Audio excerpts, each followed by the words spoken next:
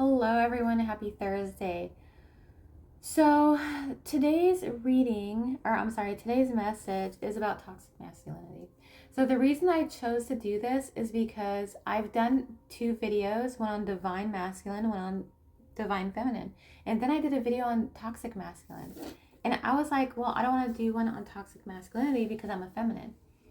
But I was like, but I did a video on divine masculine, so I'm going to do a video on toxic masculinity. Okay? So there are 10 of the most common traits of toxic masculinity. Sorry, I have to. Okay. So we're going to talk about these 10 traits, and I'm going to give you some examples, and then we're going to talk about how to fix it. Okay. So the first trait is being stoic.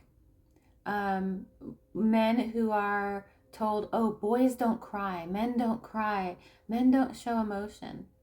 Okay, that's as men growing up as masculines, you're told that emotion, tears and emotion are feminine qualities. It makes you feminine, it makes you weak, right? But if we look at it, if as masculines you aren't meant to show emotion or cry, why do you? Why do you feel emotions? Why do you cry? Okay? The only thing that makes us different are the body parts. Okay? The reproductive organs make masculines and feminine different. Strength makes men and women different. Okay? Other than that, we are not different. As masculines, you are meant to embrace your feminine side. And when we look at men who say, embrace my feminine side, but I'm not a woman, I'm a man. Typically, these are masculines who have some deep-seated trauma. This is, I don't feel like it's just the fact that they grew up believing that men don't cry, men don't show emotions. A lot of times, like with my dad was a toxic masculine. Very stoic, did not show emotion. Okay, did not cry. He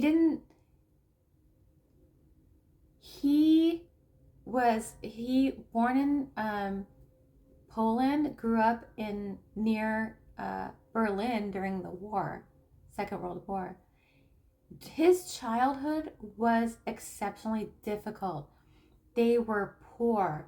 They were, they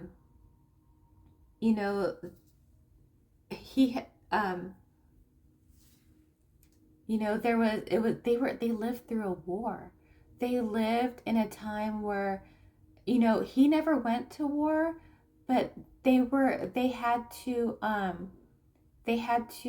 what were they doing? Digging. It's all in my uncle's story, which I have for sale for 99 cents in my coffee store. How they grew up during the war in Germany. But it's that I have to be strong for my family. I cannot show emotion. I have to be calm. However, there's a difference between being a strong provider and protector for your family. The one that is calm in the face of chaos. I am here to protect you, my family. There's a difference between that and walking around. I am the man and I don't cry and I don't show emotion because I'm a man and what. Okay, that is Neanderthal behavior. To me, it really is.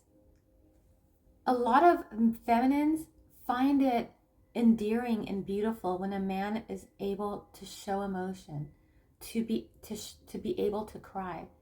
A lot of people look at a man crying and they're like, what a P word. No, he's not being a P word, he's being human.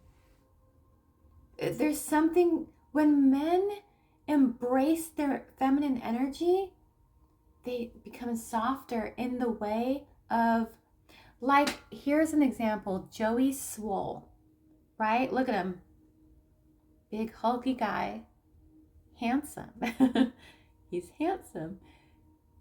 But look at how he responds to the toxic gym community. He is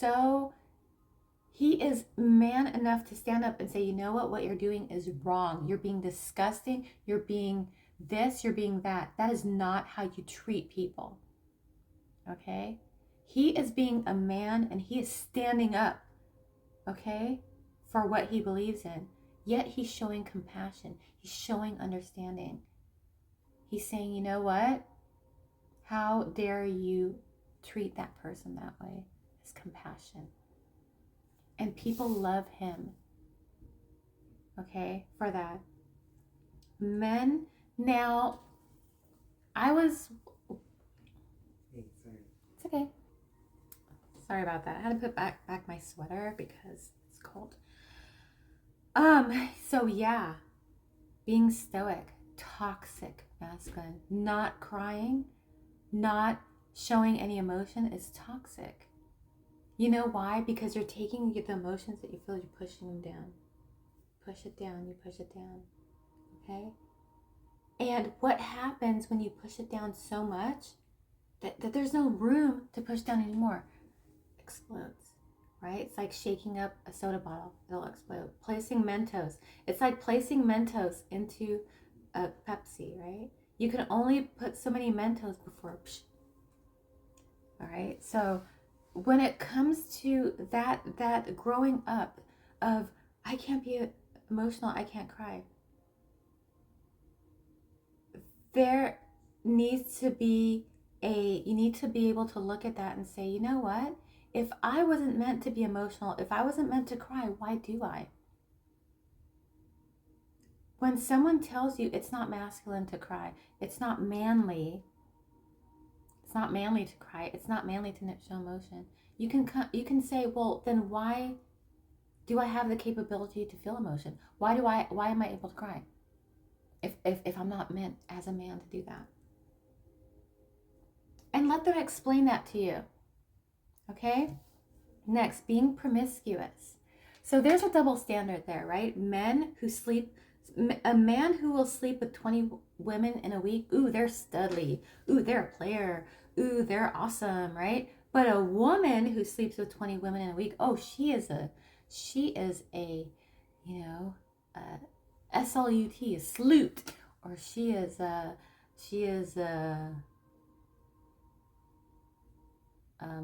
hoe, or she is this. And why is that?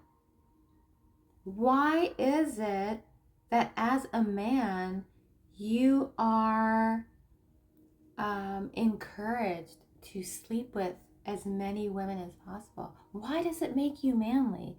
Why does it make you a stud? I mean, has anyone ever really thought about this? And on the flip side, why is it bad for women to do that? You see a lot of these alpha male things. Oh, we want a virgin. We want a virgin. Men actually believe, well, yes, as women, they believe that when women have relations with lots of men, it makes them loose down there. What makes women loose down there is childbirth. Yeah, we can't. That's why they want a virgin, okay?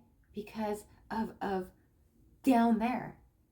Oh, women. So when they say, oh, women that sleep with lots of men, she's a sloot.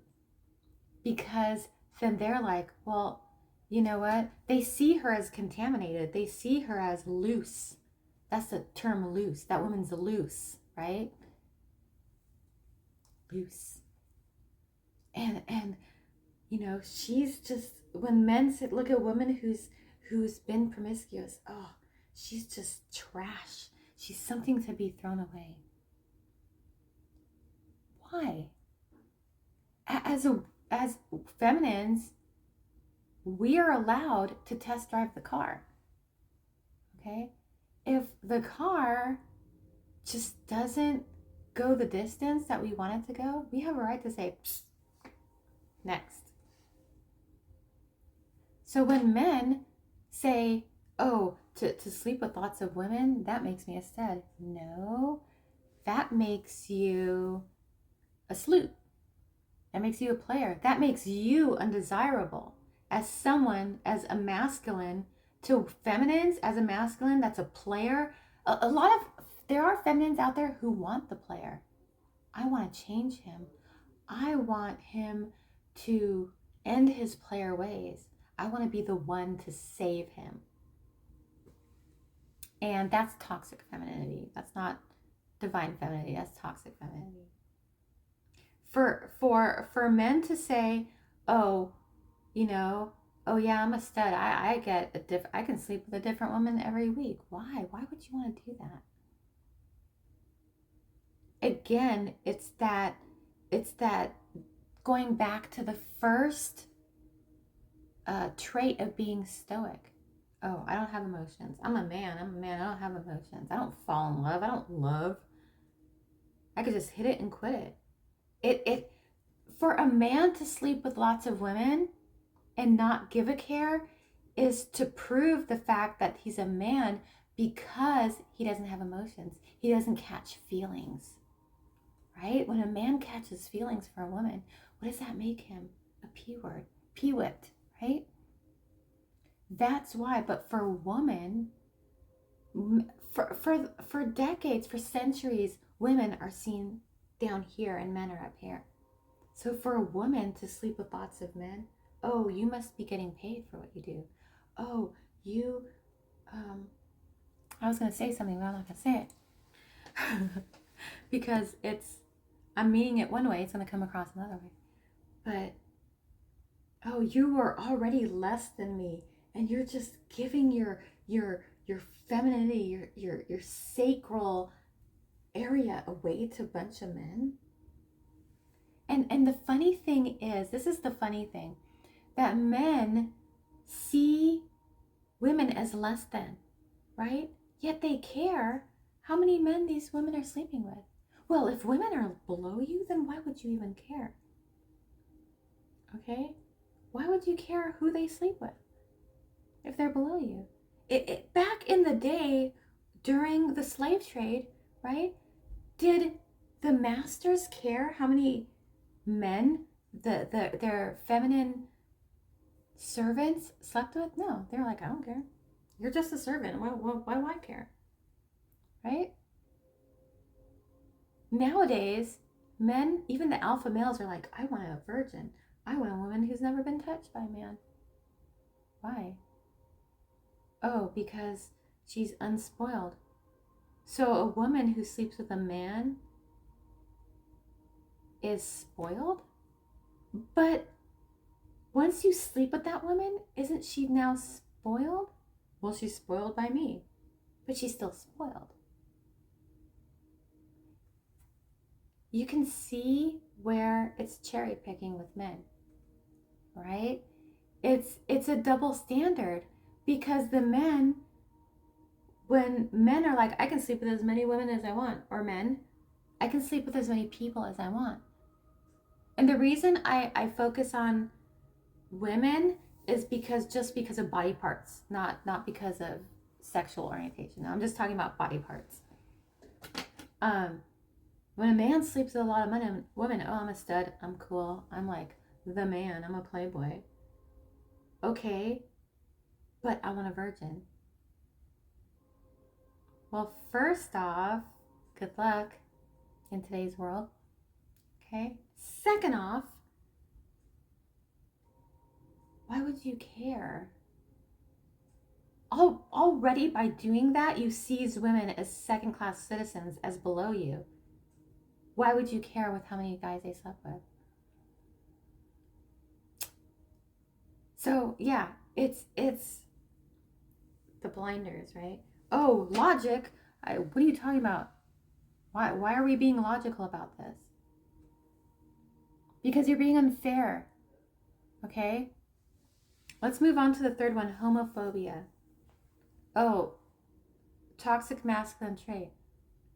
You know, it's like, even, it's, when you look at women, and it's, I always say that every woman has a propensity for bi-curious. Why do I say that? Because women are emotional. We're emotional creatures. We hang out with our girlfriends, we hug them, and sometimes we hold their hand, and sometimes we put our arm around them like that.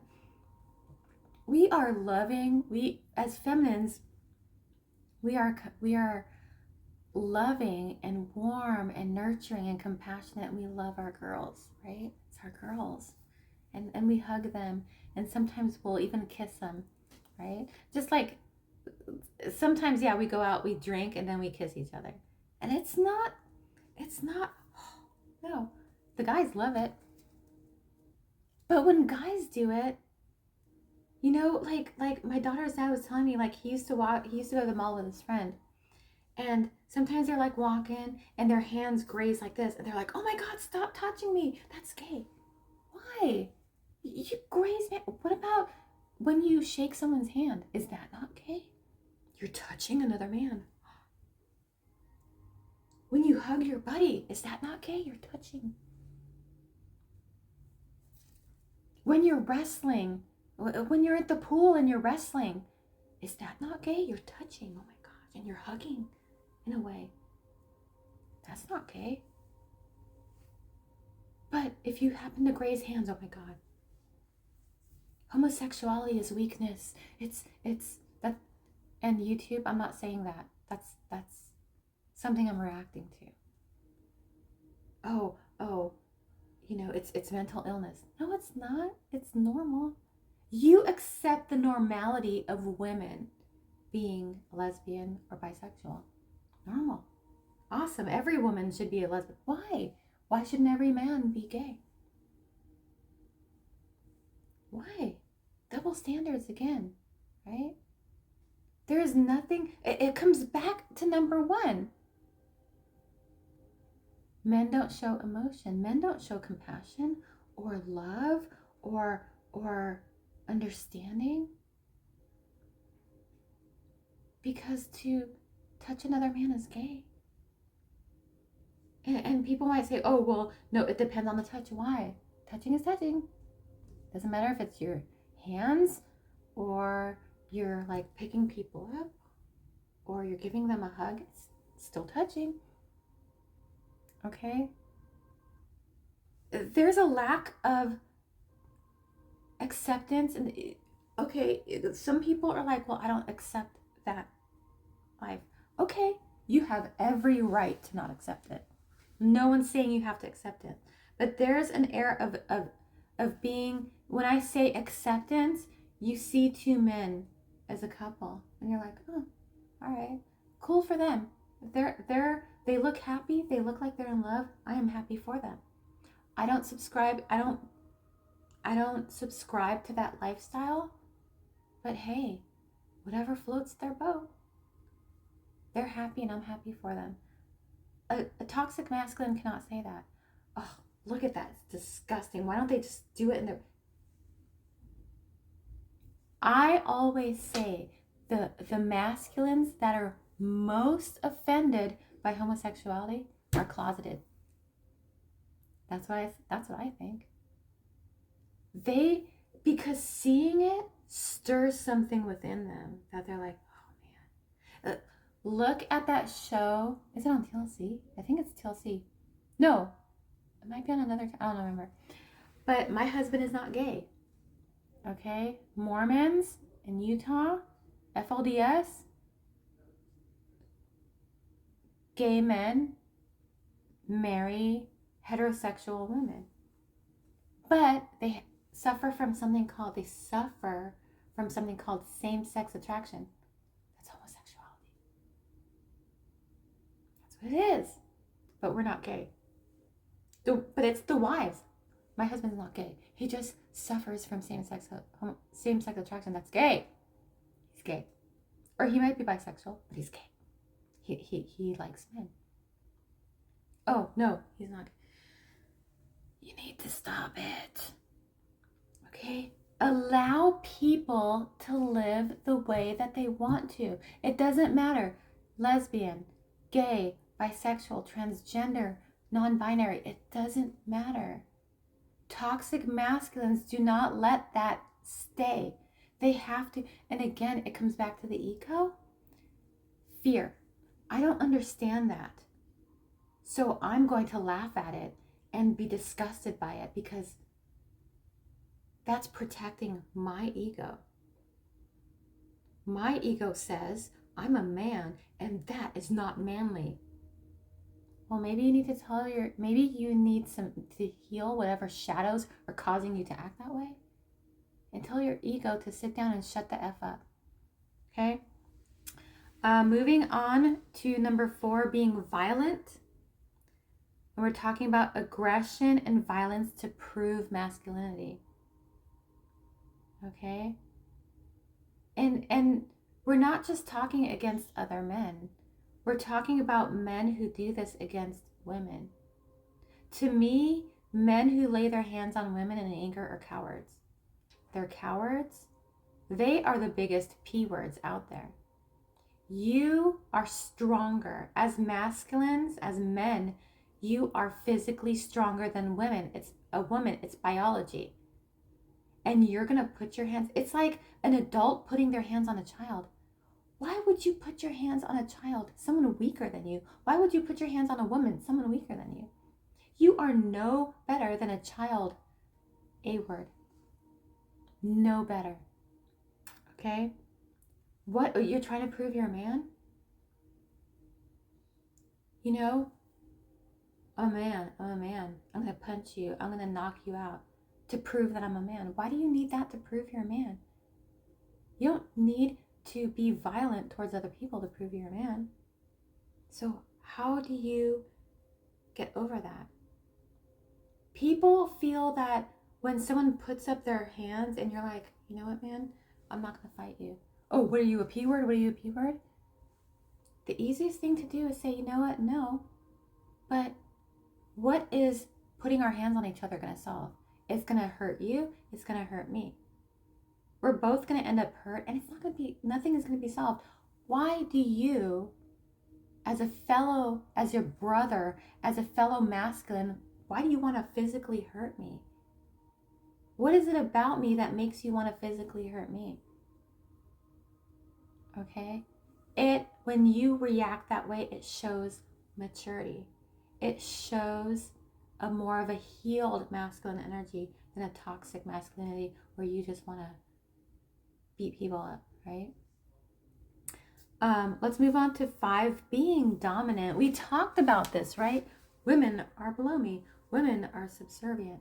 You are the woman. You have nothing to say. I am the man. Bow to me. I was in my first marriage. I was married to such a man. What's that controlling? Beeping? What's that beeping sound? What beeping sound? It's coming from over there? No. That was yesterday. Yeah. Yesterday we had maintenance come in. They put in carbon monoxide detectors, brand new smoke alarms, and they have to test them, you know. And so my daughter's still going on about that. Anywho, women are below me. Well, as a man, a masculine, why is a woman below you? The reason why is men are supposed to be the rocks and the women are the marshmallows. Women are weaker. A woman is physically weaker than me. That makes her less than me. Okay? So when you look at a woman and say, a woman needs to serve me, why does a woman need to serve you? Have you ever thought about when you think that women are subservient, whether they're weaker, they're dumber, they belong in the kitchen? Why is that? Why do you believe that? Have you ever asked yourself why you believe the way that you, as a toxic masculine, have you ever thought, why is it that I believe that women are below me? You know, like I said, I've been in relationships where the man in the relationship, the masculine, looked at me as my first husband looked at me as property. He told me that 2 weeks after we were married, he's like, "You're my property now. You do what I say." He ended up abusing me, SAing me more than once. And because I was his wife, I was the woman, I was afraid to go to the police because I thought they were not going to do anything. Well, you guys are married. In essence, saying he can do whatever he wants. You're his wife. Because he had put into my head that I was his property. Okay, very, very toxic. So, how do we heal that dominance? By getting in touch with your feminine side, allowing yourself to feel, allowing yourself to get rid of those toxic, the toxic sludge of toxic masculinity, clearing that away, being more open, being more understanding, being more patient, looking at the feminine as your counterpart, your better half, your other half, not your better half, your other half, your counterpart, your equal, because you are both human beings. You are not of a different species. Men and women are the same species. The only thing that divides us is that women, physically, we have, our parts are all different, right? Our bodies are built to bear children and feed them. Okay, and we're prettier. I'm just kidding. I've seen some very, very pretty men. Patrick Dempsey, Idris Elba, Johnny Depp, Jason Momoa. Anyway,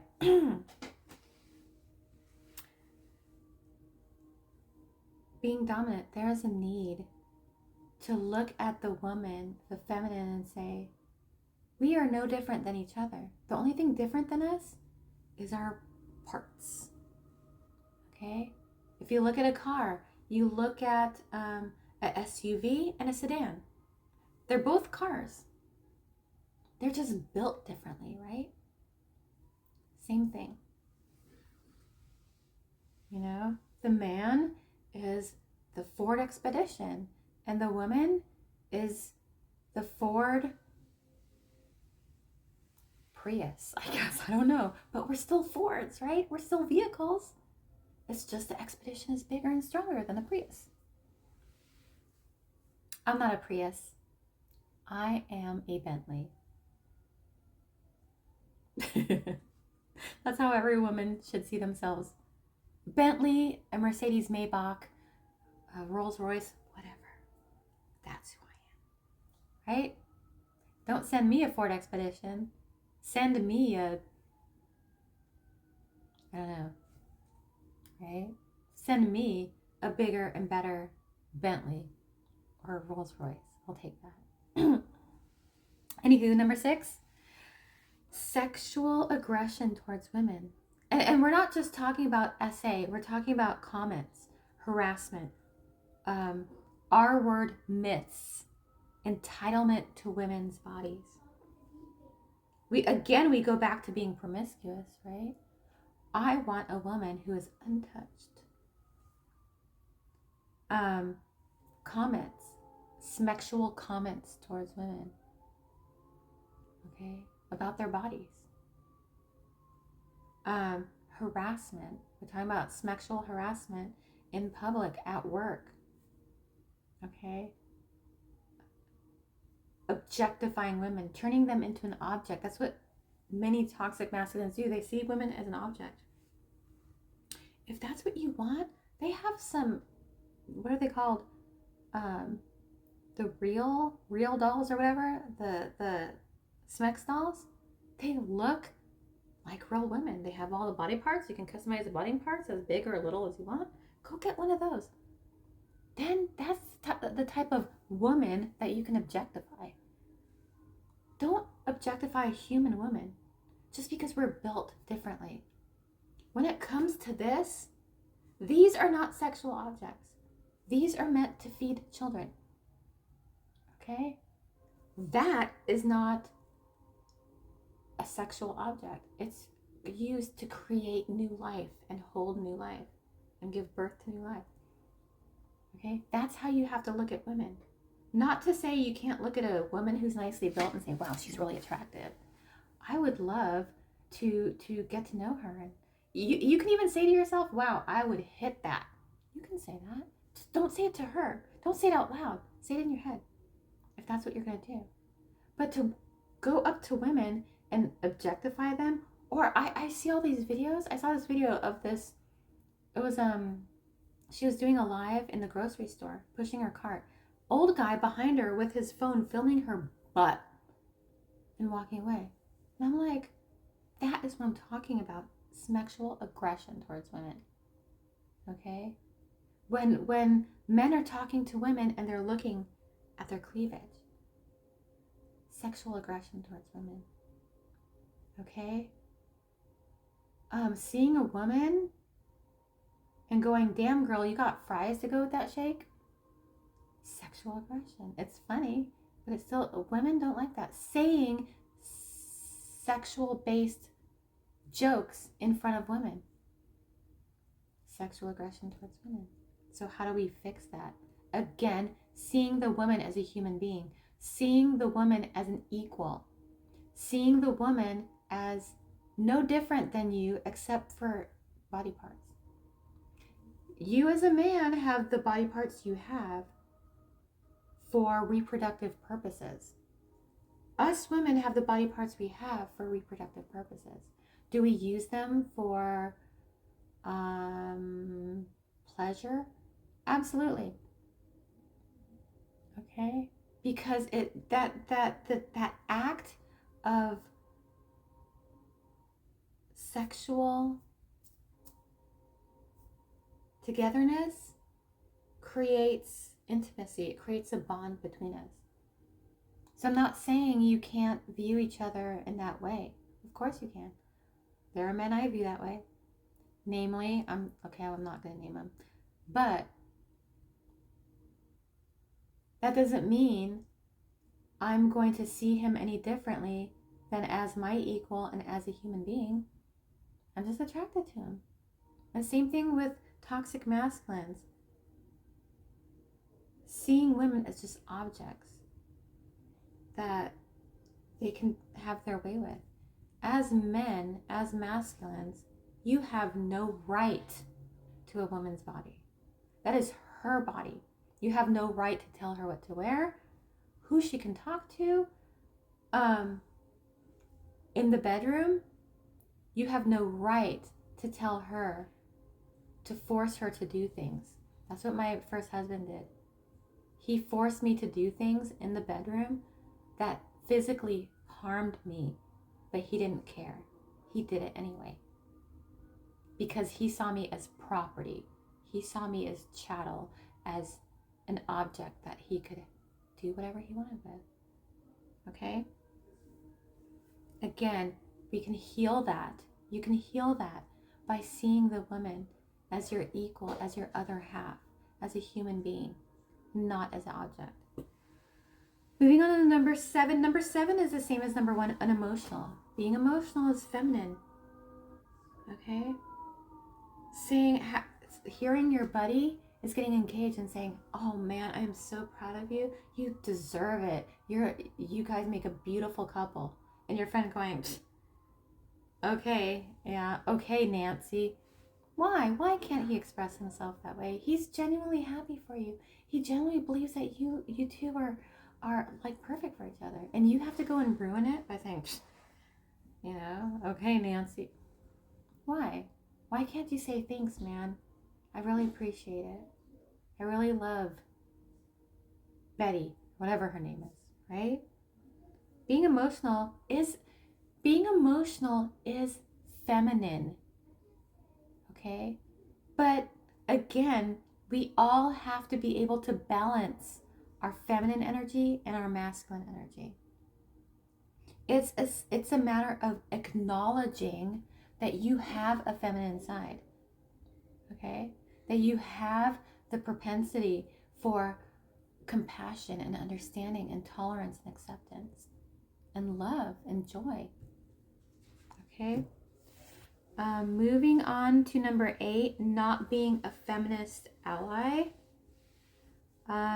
because it's feminine energy. When I say feminist ally, I'm saying understanding that, you know what, women are equals. They deserve the same jobs as men. They deserve the same independence as men.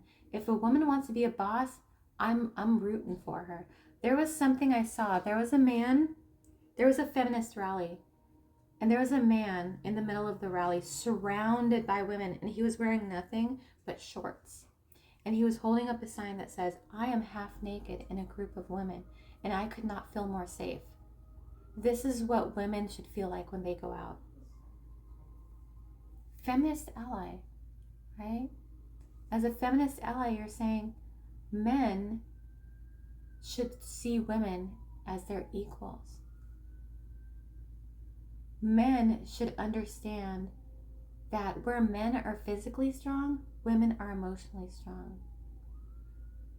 Women are amazing creatures. They grow and give birth to other human beings. Women are phenomenal. Women are strong. Women are beautiful. We as masculines are meant to revere women, to love women, to fight for our women. That's being a feminist ally. Now we're going to move on to risk taking. Risk demonstrates dominance. It's the whole hold my beer, right? Oh man, hold my beer. We make jokes about that. That's what we joke about. Man, hold my beer. What does that mean? Right. Sorry about that. So, hold my beer, right? Oh man, you think that's good? Hold my beer. I mean, yes, a lot of times it's fueled by alcohol. Alcohol lowers our inhibitions and makes us think we're invincible. Sometimes invisible, but for the most part, invincible, right? We have risk, violence, driving dangerously, gambling, abuse, drugs. It's exerting dominance as a man, as a masculine. I'm a man, and I'm even women. Women who are, even women who operate from more of a masculine state. Even women can be toxic masculines. But I'm talking more about men, like physical men. They do these things because it's like violence. Again, we talk about violence when it comes to number 4, being violent, right?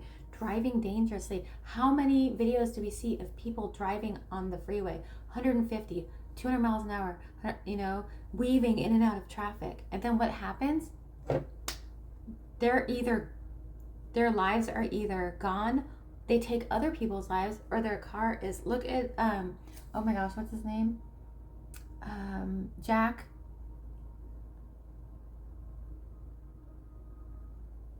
What's his name? Jack Doherty. Look at Jack Doherty driving his, oh my gosh, what was it called? Was it a Lamborghini or something? On the street, and it's raining, and he's on his phone, and he crashes his car. Okay, how many times has he crashed a car? Gambling. He's promoting gambling. Toxic. Jack Doherty is an incredibly toxic masculine. Okay, we have abuse. We have drugs. Doing drugs. Okay, a lot of this comes from peer pressure. Of, hey man, come on, don't be a P word. Come do some Coca-Cola with us, or come do some, uppers with us or something. If you don't, you're a P word. Oh, I don't want to be a P word, so I'm going to go do it. I'm going to take that risk to assert my dominance and say yes. Okay? Risk taking is, to me, it's peer pressure. It's saying, you know what? When it comes to, we're talking about violence, driving dangerously. You come up to a stoplight and the person next to you is revving. How do you stop? You look at them and you go, I don't want to die. I don't want to get a ticket. I don't want to go to jail. No. Have fun with that, dude. Cool. P word. you know what?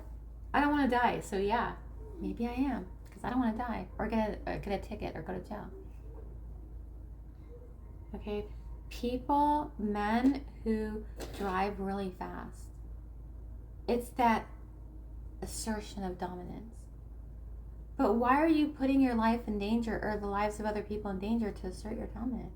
Why do you feel that need to drive like that? Again, it comes back to why. Why do I do the things I do? Why do I make the choices I make?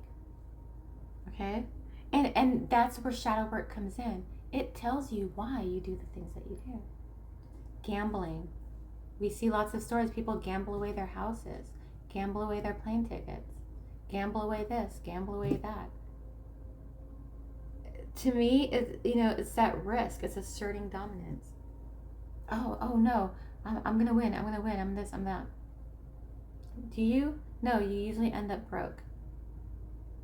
And then drugs, taking drugs. Oh yeah, because I want to be part of the crowd. I want to be cool too. I don't want to be a P word. But why? Why? I saw this thing that says that says, why is being called the P word such a put down?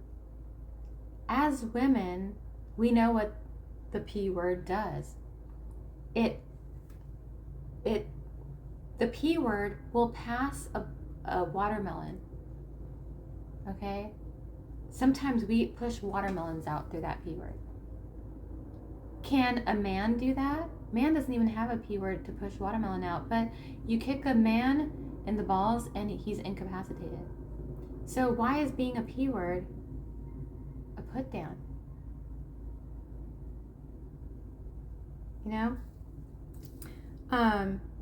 So how do we heal this? Again, figuring out, why do we take these risks? Why do we do this to assert our dominance? Why are we willing to put ourselves or other people at risk to show how much of a man we are, right? It's almost a sense of desperation.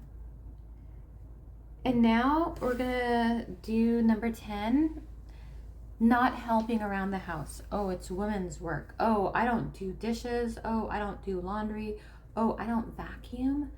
The woman is supposed to do it. Again, this goes back to not being a feminist ally and being dominant. Women are subservient. That's women's work. Well, then are you not calling your woman a servant by not helping around the house? When you put it in that context, it's kind of like, oh, wait a minute. No, I'm not calling my woman a servant, but you're not willing to share in those duties because it's women's work. Well, when you look at royalty, they have servants to do that, right? Oh, I have a maid to do that. So you're calling your woman a maid? No, I have, I have a chef to do that. I have a cook. So you're calling your woman a maid and a cook? No. Oh, you're calling her a nanny because nannies take care of kids? No. Then why aren't you helping? Oh, well, I work all day. So do we. As stay-at-home moms, we work all day too. We clean, we cook, we take care of the kids, we do laundry. Is that not working? For me, it comes down to a point of respect. So let's say I'm in a relationship. My man goes out and works all day. He has a full-time job. He works all day. He comes home and he wants to relax. Okay? To me, there is still a sense of, honey, can you take out the trash? On the weekends, honey, can you mow the lawn? Can you rake the leaves? Okay? I'm willing to say, I'll take care of the housework. I'll take care of, I'll cook, I'll clean, I'll do laundry. I'll take care of the kids. But you can support me by not throwing your dirty clothes on the floor. Put them in the hamper. In the bathroom, hanging up your towel, not leaving it on the floor. If you make a mess in the kitchen, clean it up yourself. That's how you can support me. So I'm not saying that as a masculine, you have to work all day, come home, and then start, honey, what are my chores? No, that's not what I'm saying. I'll take care of it. As a feminine, I will take care of it. I have no problem doing it. I just ask that you be considerate and clean up after yourself. Put your laundry in the hamper. Hang up the towels. If you make a mess on the counter, clean it up. If you leave the dishes in the sink, fine, no problem. I'll take care of it. But don't leave a big mess on the counter.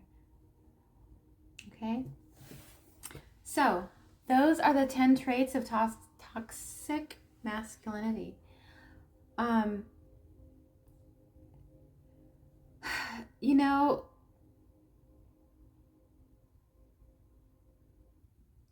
feel like these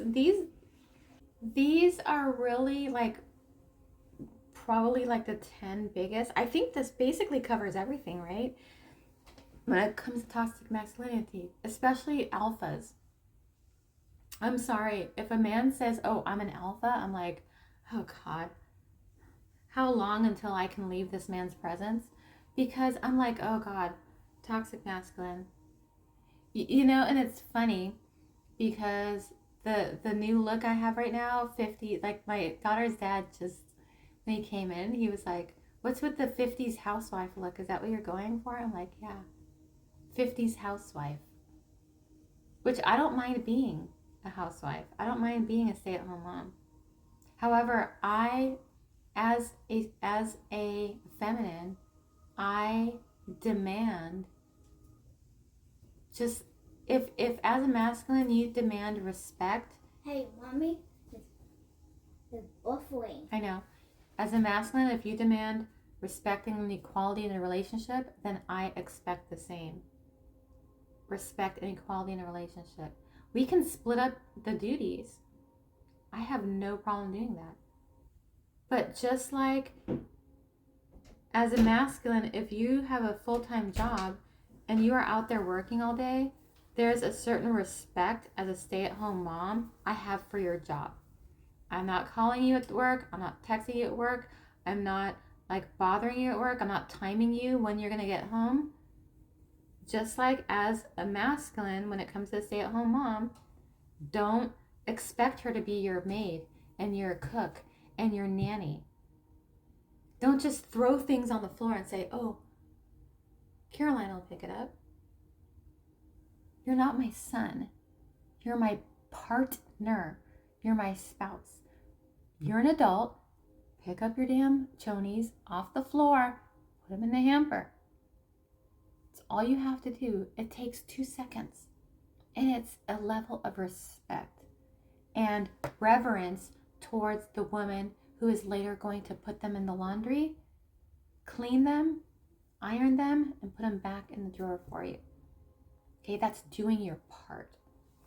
Anyway, I don't know how it got there, but I guess I had to do that. Someone needed to hear it. So yeah, that's my video. Thank you guys so much for watching. My next video, I'm probably gonna upload Sunday. Unless I get, oh wait, no, I have a new channeled message. So tomorrow I'm gonna post another channel message. I'm just getting 4 or 5 channel messages a week, which tells me that, okay, this is what you're supposed to be doing. The channel messages. You're not, tarot is fun and all, but let's just keep that a couple days a week for fun. And then we're going to do channel messages the rest. And I'm like, okay, that's cool. So, thank you guys so much for watching. Remember to have a beautiful day, week, weekend, month, your life. All of my stuff, everything is in the description. So yes, have a beautiful day, week, weekend, month, your life. Remember to live in and spread love, joy, compassion, gratitude, kindness, peace, and enlightenment. And I will see you next time.